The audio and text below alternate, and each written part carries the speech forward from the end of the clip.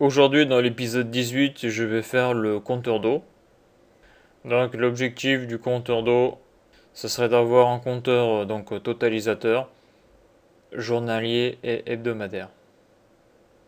Donc je vais déjà faire le totalisateur et le journalier, et je vais rajouter aussi la veille, le compteur de veille, c'est-à-dire la consommation journée J-1 quoi. Donc déjà là, je vais me faire un petit peu de place, je vais bouger mes blocs là pour libérer tout cet espace là. Donc je vais commencer par faire le compteur totalisateur. Donc je vais déjà sortir le display. Donc déjà il faut savoir qu'au niveau du Millennium 3 on est limité au niveau de la taille du chiffre. Donc je vais prendre une entrée numérique. Donc je vais prendre un bloc num, donc la constante numérique. Et lorsque je clique dessus, on va voir que je suis limité à moins 32 768 et à plus 32 767. Donc ça serait parce que c'est une entrée en 16 bits. Donc on est vite limité en termes du chiffre, hein. Donc là, je suis obligé de mettre mon compteur totalisateur en mètres cubes. Car 32 000 litres, c'est 32 mètres cubes, c'est pas. Quoi, sur une grosse installation, c'est pas grand chose, hein. C'est atteint en quelques semaines. Donc là, il va falloir que. Ici, je compte mes impulsions, c'est des litres. Il va falloir que je fasse le programme pour que, à partir de 1000 litres, donc j'incrémente un autre compteur pour pouvoir sortir des mètres cubes, pour sortir directement des mètres cubes. Donc c'est pour ça ici je mets mètres cubes totalisateur. Donc je vais sortir un autre display et ça sera la valeur numérique affichée. Donc là je peux pas le faire parce que je l'ai pas raccordé. Par contre ce que je vais rajouter c'est ce que j'ai pas encore fait c'est le menu compteur. Donc ça sera le menu 04.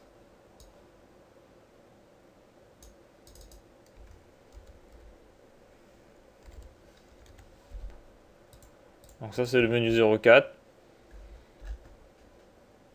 Donc menu 04, donc il faut que je le mette aussi sur la cam.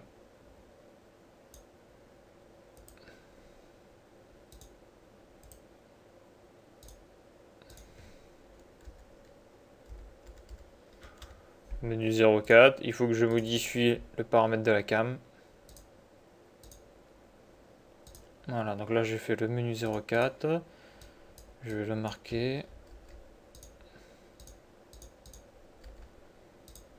Voilà. Donc là le menu 04. Donc là je vais le grouper. Grouper, voilà.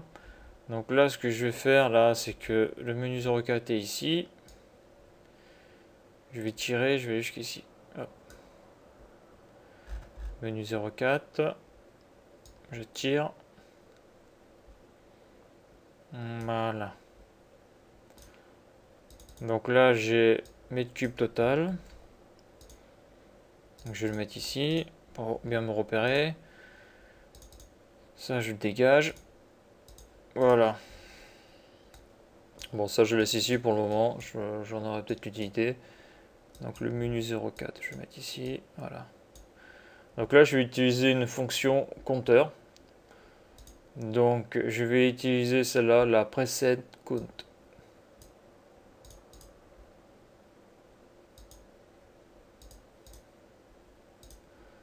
Donc là on a l'aide. Donc là, elle nous indique que la fonction compteur des compteurs preset count permet de compter de 0 jusqu'à la valeur de présélection à partir de cette valeur, des compteurs jusqu'à 0. Donc plusieurs fonctions sont disponibles, comptage. Donc avec forçage du compteur à 0 lors de l'initialisation, bon, etc.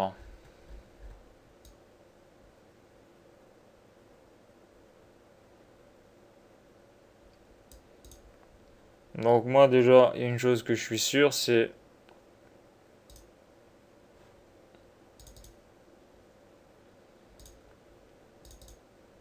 donc compte vers la présélection, ok, unique, et je vais faire sauvegarde sur coupure secteur. Donc ça, c'est lorsqu'une coupure de courant, ben, la valeur qui sera à l'intérieur du compteur sera gardée. Donc là, il y a une chose que je suis sûr, c'est que je peux tirer sur l'unité de comptage. Donc la sortie là.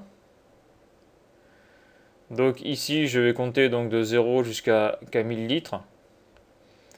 Donc là, ce qu'il faut que je fasse, c'est avec un comparateur, lorsque je vais atteindre une valeur, donc 1000 litres, il faut qu'à la sortie de ce comparateur, je sorte 1. Et cette valeur ira sur un autre compteur. D'accord? Donc là, ce compteur-là, ça sera des litres. Et ce compteur-là, ça sera des mètres cubes. Sachant que le compteur litres, dès qu'il aura atteint 1000 litres, eh bien, se remettra à 0. Donc là, pour faire ça, j'ai besoin donc valeur courante, ok. Valeur de présélection, non. Ok, voilà. Donc je vais utiliser un autre bloc, c'est le bloc comparaison de deux valeurs. Donc là, je sors une unité là. Et là, ce bloc-là, je vais mettre la valeur de 1000 litres. Donc 1000 litres pour 1 mètre cube. Donc là, il faut que je définisse ma fonction. Moi, je veux faire égal. Donc lorsque la valeur 1 égale la valeur 2, donc lorsque j'ai 1000 litres des deux côtés, je sors... Attends, ça je vais le virer, le B57, chaque fois j'oublie. Je sors 1, donc 1 mètre cube. Et ce mètre cube ira à l'affichage.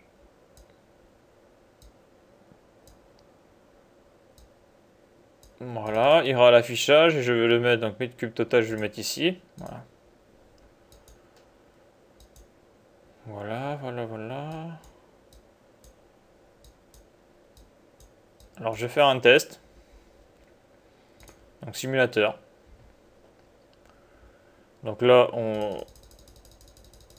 voit je compte, il se passe rien. D'accord. Donc je vais pas aller jusqu'à 1000, hein, ça va faire un peu beaucoup de clics. Je vais mettre 998. Et là je vais cliquer.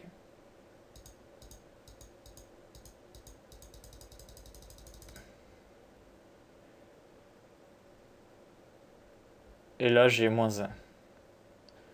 Donc là je me suis trompé, vous voyez, je l'ai mis sur décomptage. Ok, donc c'est pas ça.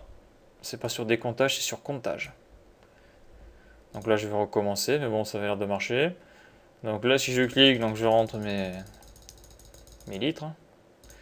Là je vais mettre, non c'est pas le bon. Là je vais mettre 998 litres. 999 litres. 1000 litres. Et là on voit que le 1 s'est affiché. Donc si je mets ma façade avant,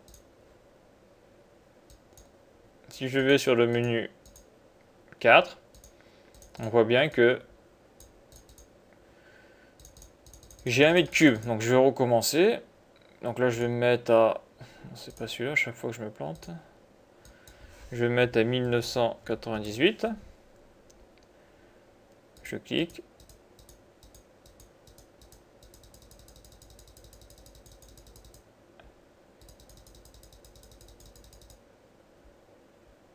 Ah, non, oui. J'ai oublié de faire un truc. C'est l'initialisation du compteur. Et comme je vous l'ai dit, on ne peut pas dépasser à 1000 litres, on revient à 0 parce qu'à partir de 32 000 litres, le compteur reste bloqué. Comme je vous l'ai dit, on peut compter jusqu'à 32 767. C'est pas beaucoup. Donc là, ce qu'il faut que je fasse, c'est initialiser le compteur ici. D'accord. C'est-à-dire que lorsque j'ai 1000 litres, donc je sors 1 mètre cube, mais je fais repartir le compteur à 0. On va retester ça, simulateur. Donc c'est ça la programmation, on teste un truc et on passe au simulateur et on voit si ça marche ou pas. Donc là on voit que ça ne marchait pas. Donc là je le refais. Donc là je vais mettre 1000 litres. 1000 litres. Quoi 1000 litres 998 litres. Donc là je fais 1, 2, Et hop, j'ai fait un mètre cube. Et là, on voit que le compteur est reparti à 0. Donc j'ai refait la même chose. 998 litres, je continue. Et voilà, et là on voit que j'ai fait mon deuxième mètre cube. Allez, j'en refais un troisième. Voilà, je continue. Et 3 mètres cubes. Bon, ça... Donc voilà le premier compteur qui fonctionne. Donc ça c'est le compteur mètre cube. Donc moi ce que je veux faire c'est le compteur d'aujourd'hui.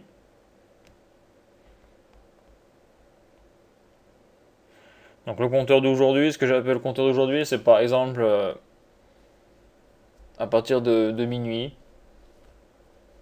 jusqu'à 23h59. C'est le compteur de la journée et qui revient à 0 tous les jours. Et cette valeur-là que j'aurai à la fin de la journée, je la mettrai sur un affichage pour voir ma consommation à J-1. C'est-à-dire que le compteur d'aujourd'hui, lorsque je passerai donc au jour suivant, eh ben, je garderai cette valeur en archivage le temps d'une journée. Comme ça, lorsque je regarde mon Millennium 3, je pourrai voir donc la consommation actuelle à ce jour-ci, ma consommation totale en mètres cubes, et je pourrai voir ma consommation d'hier. Donc là, pour faire ça, je vais devoir utiliser un compteur. Logique. Un compteur. Je vais devoir utiliser un timer. Parce qu'obligatoirement, je le fais sur 24 heures, donc j'ai besoin d'une base de temps.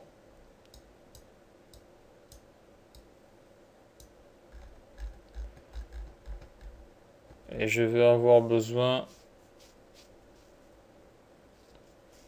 de différentes choses, mais ça je vais le voir pendant la fabrication de la fonction. Donc là déjà je vais pousser tout ça vers le bas parce que là je vais avoir besoin de place. Hein. Si je veux aligner mes tempos, là je peux pas. Là. Bon voilà.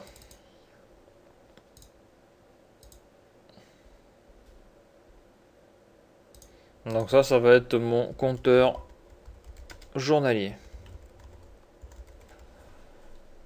Donc ça c'est mon compteur journalier. Donc là il y a un truc qui change pas, c'est ça. C'est l'impulsion. Elle vient toujours de l'entrée impulsion. Donc ça bouge pas. Donc là je vais mettre la base de temps. Donc c'est un bloc timer. Hein. Donc là j'ai différentes explications. Donc la fonction programmateur horaire hebdomadaire annuel TimeProg permet de valider des plages d'horaire pendant lesquelles il sera possible d'exécuter des actions. Cette fonction permet de définir un maximum de 51 événements qui sont utilisés pour commander sa sortie. Voilà. Donc là ce que je vais mettre sur le programmateur, je vais mettre l'arrêt, donc à minuit c'est arrêté. Et je vais le mettre en marche à 23h59. Je vais le mettre en marche le plus tard possible. Parce que c'est là où je veux que, à la fin de la journée, que mon timer donc, soit remis à 0. Et que j'envoie l'impulsion pour rentrer la sortie du timer, donc la valeur, imaginons 4000 litres, bah, dans un bloc mémoire qui me permettra de voir cette valeur le lendemain. Quoi. Ok, 23h59, donc ça c'est bon. Donc là, je vais mettre les deux blocs.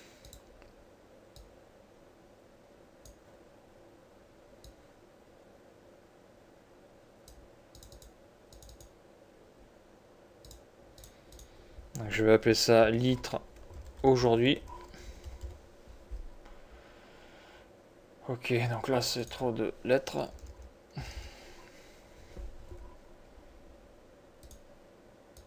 Voilà. Ça sera la valeur.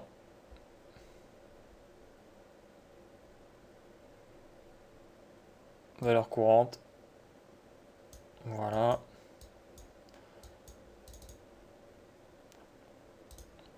Voilà. Parce que là, si je mets simulateur, on va le voir. Ici, là, on voit que j'incrémente D'ailleurs, je vais faire un truc là que j'ai pas fait, j'ai pas mis le menu. Menu 4, je tire.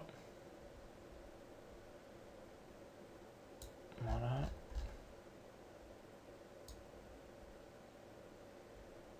Menu 4. Donc si je mets sur simulateur, je me mets sur le menu 4. Donc là, pas bon.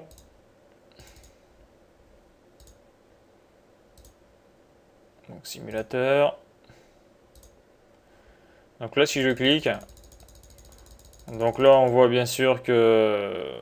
Donc là, j'aurais dû mettre un L majuscule. Donc là, on voit le compteur là qui s'incrémente. Ok. Donc là, dès que je vais atteindre les 1000,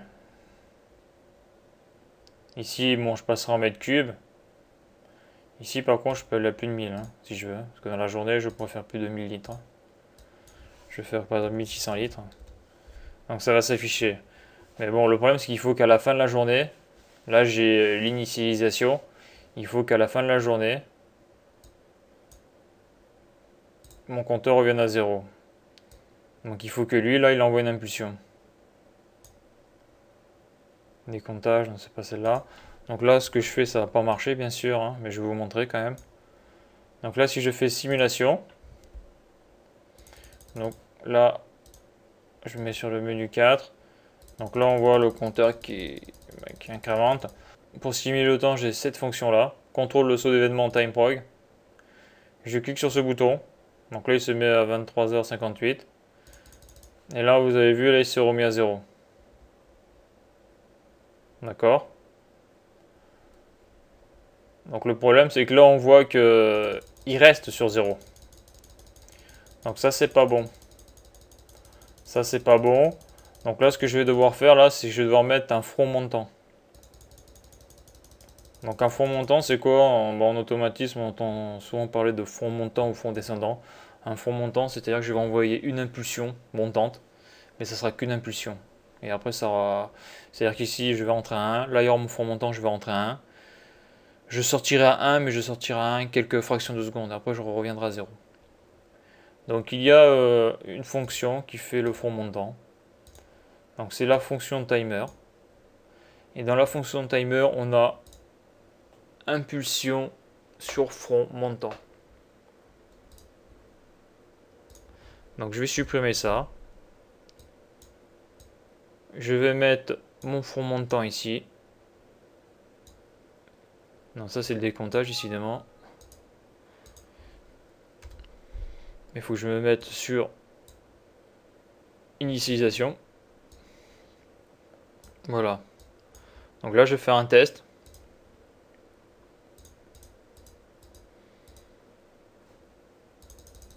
Donc là je compte, je compte, je compte. Là je sors le simulateur prochain événement, tout ça. Hop, je clique. Vous voyez, ça s'est remis à 0 et je recompte. Je vais le refaire. Ça va être rapide.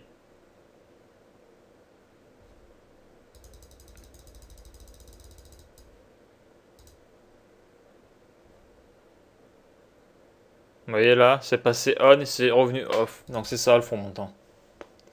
Donc j'ai un front montant de arrêt à marche.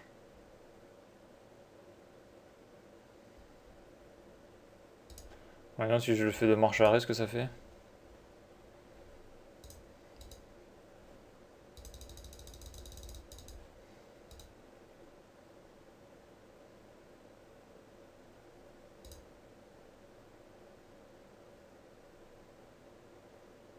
Bon, ça fait la même chose. Donc là j'ai mon compteur qui est revenu à 0, c'est super. Le seul truc c'est que la valeur avant qu'elle revienne à 0, il faudrait qu'elle passe sur un autre compteur. Donc c'est le compteur que je vais appeler... C'est le compteur quoi, le compteur? C'est l'écran que je vais appeler litre veille. Donc je vais ressortir deux affichages encore.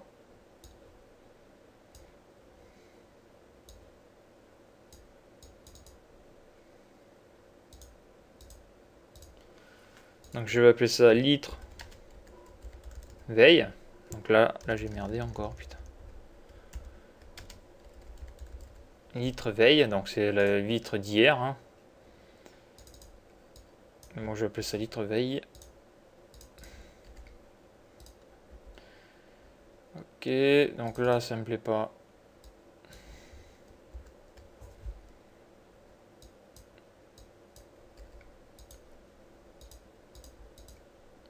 Ok. Ok.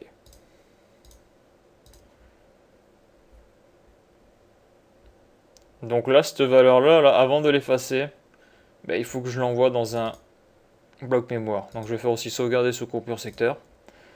Donc là, j'ai un bloc mémoire ici qui s'appelle mem. Voilà, c'est celui-là. Donc ça, c'est mem. Mémoire.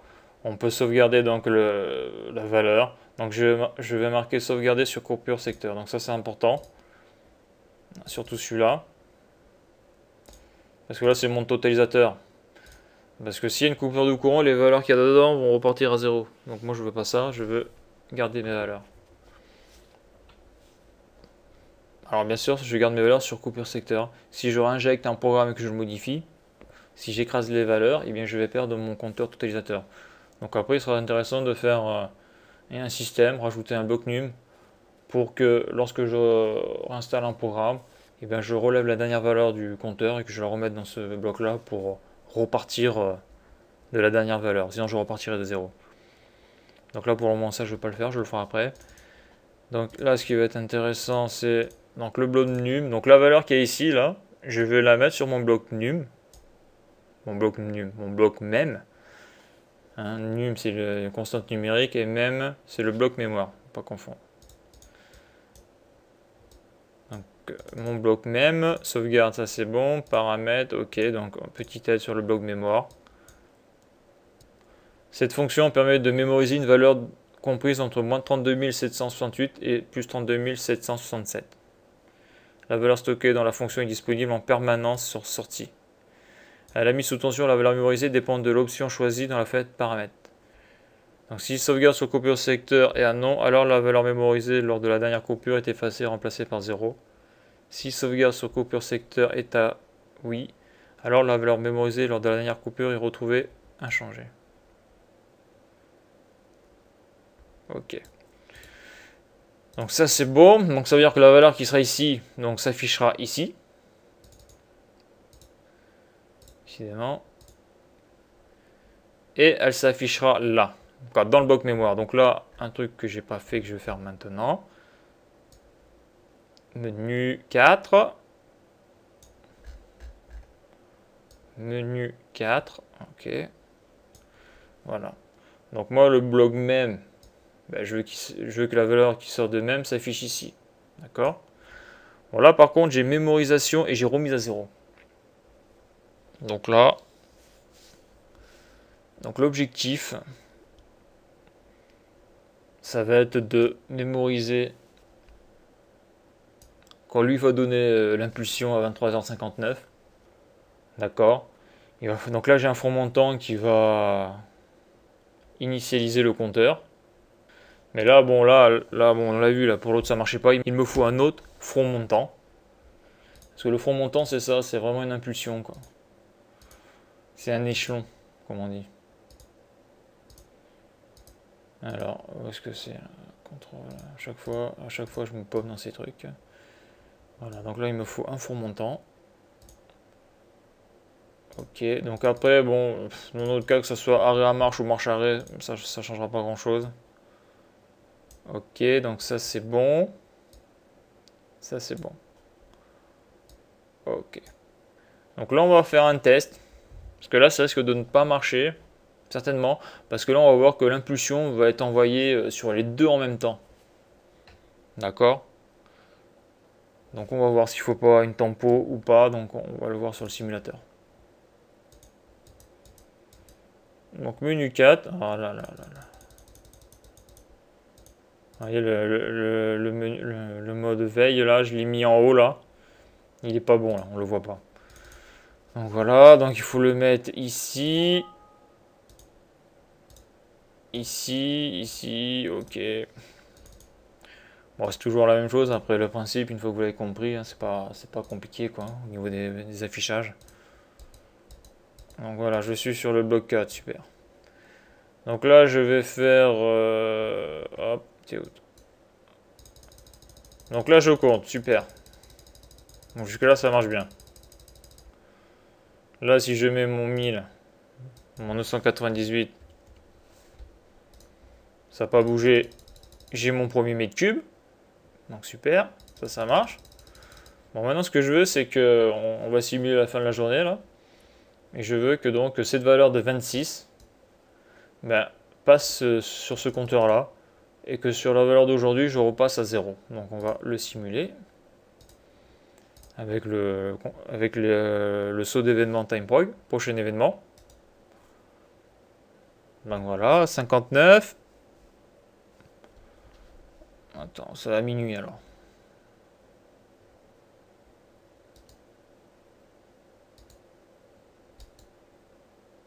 Voilà. Donc ça me l'a bien mis à 0, nickel. Par contre, ça m'a mis l'autre à 0 aussi. Eh oui, parce que comme les deux sont faits en même temps, eh bien ça m'a foutu le bordel. Donc là, ce qu'il faut que je fasse, donc là, je vais devoir utiliser une tempo travail. Donc lorsque la fonction de TimeProg va avoir sa sortie à 1, donc je vais attaquer directement mon front montant ici, qui va envoyer une impulsion sur même mémoire. Donc la valeur qui sera ici, là, c'est la valeur qui sera en sortie de ce compteur-là, et je vais donc la mettre en mémoire dans ce bloc-là.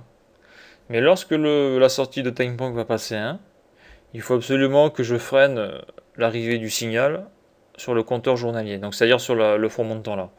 Donc il faut que je mette une tempo travail de 2-3 secondes, le temps que le bloc mémoire ait le temps d'enregistrer la valeur qui est ici. Car si je mets les deux en même temps, on l'a vu là précédemment, et ben, je vais avoir un 0 ici, donc l'autre il va prendre en mémoire 0. Donc je rappelle qu'une tempo travail c'est ça. Donc en électricité, hein, c'est comme ça qu'on les fait. Hein. C'est le parachute de ce côté-là. Donc là c'est un contact NO, ici c'est un contact NC. Le parachute, lorsque la bobine est excitée, freine la fermeture du contact. C'est ça une tempo travail. C'est-à-dire que quand on appuie sur le bouton, on fournit un travail. Et ça va mettre un certain temps. Suivant, par exemple, moi je vais la régler sur 3 secondes, mais ça peut mettre 5 secondes, 10 secondes, 20 secondes, tout dépend à quelle valeur on règle la tempo, avant que le contact se ferme et donc fait passer le courant. Donc ça c'est la tempo travail, et ça en bas c'est comme ça qu'on représente une bobine sur les schémas électriques des tempos travail, c'est une bobine avec une croix. Et à l'inverse, sa sœur, on va dire, la tempo repos. Donc la tempo repos, elle marche à l'envers, hein, c'est-à-dire que dès qu'on envoie une impulsion, donc le contact va se fermer, va être passant. Par contre, à l'ouverture, on voit un parachute qui est monté à l'envers, va freiner l'ouverture du contact, c'est-à-dire que le contact repos va rester fermé un certain temps. Donc dans le bâtiment, on les a par exemple dans les immeubles, dans les couloirs, c'est ce qu'on appelle une minuterie. Une minuterie, c'est une tempo repos. Donc il n'y a pas l'équivalent de la travail hein, dans le bâtiment en électricité, mais par contre, voilà, la tempo repos, c'est ça, c'est une minuterie. C'est-à-dire j'envoie une impulsion sur le bouton, le contact se ferme, et avant qu'il s'ouvre, eh bien, il va falloir attendre que la tempo repos s'écoule. Donc la bobine d'une tempo repos, c'est ça. C'est une bobine, sauf que là, on a un carré noir qui est plein. Donc ça, c'est la tempo repos. Donc là, pour revenir ici, donc la tempo repos, je vais prendre encore timer. Donc là, j'ai temporisateur, donc moi, c'est ça que je veux. Temporisateur, donc après, je veux donc un retard à la marche. Donc eux, ils parlent pas de tempo travail ou repos. Eux, ils parlent de retard à la marche ou retard à l'arrêt. Donc au Creuset, à un moment donné, on le voit, ils vont parler de... J'en avais parlé, attendez, qu'est-ce que c'était ça? Voilà, donc dans Creuset, là, ils parlent de retard à l'enclenchement, donc ou temporisation de travail, ou retard au déclenchement, temporisation repos. Donc moi je vais mettre 2 secondes, ça devrait être suffisant, 2 secondes. Donc tempo de travail de 2 secondes. Donc là, on voit déjà l'intérêt d'un compteur logique, c'est qu'on peut mettre tout style de tempo et on peut en mettre autant que l'on veut. Sachant qu'une tempo travail autonome, ça coûte très très cher. Donc ça c'est bon, là on va faire un test. Donc simulateur, menu 4. Ok. Donc là je fais mes impulsions. Nickel. Là je vais simuler la fin de journée. Et là si je continue mes impulsions.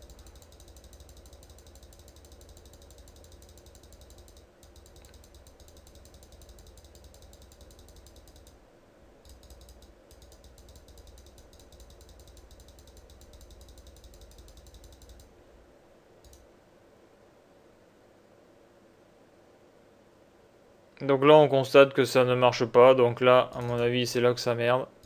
C'est de arrêt à marche. On va retester ça.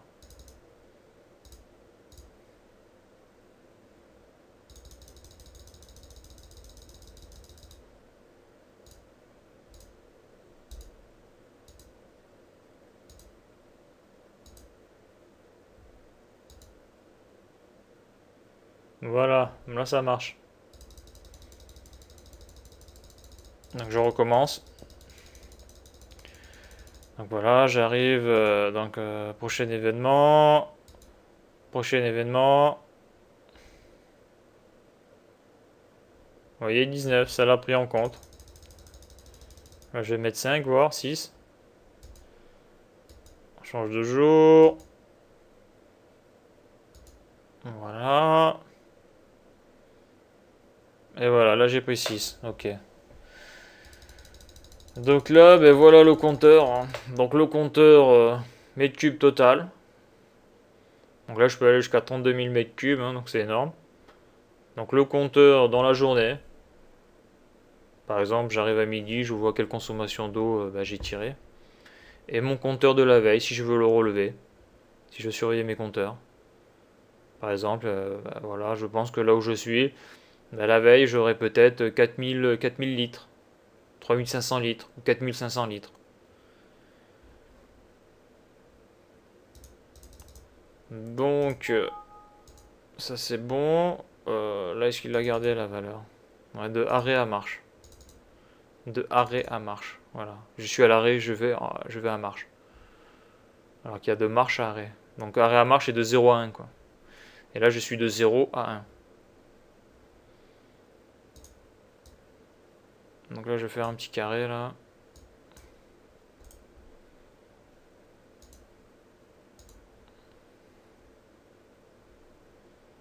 Changer de couleur.